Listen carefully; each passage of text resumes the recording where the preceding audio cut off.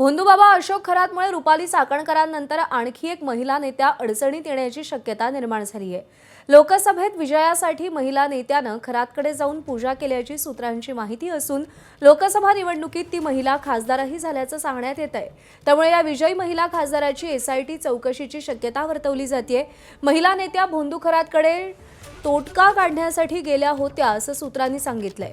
या भोंदू खरातनं धक्कादायक निकाल लावून देतो म्हणत पूजा करण्यास भाग पाडल्याचा दावा या निमित्तानं करण्यात येतोय। खरातच्या कार्यालयात संबंधित महिला नेत्या कुटुंबासह याआधीही आल्याची माहिती।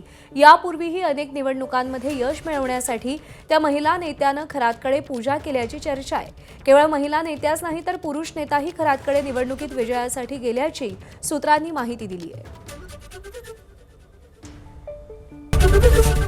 एबीपी माझा, उघडा डोळे बघा नीट।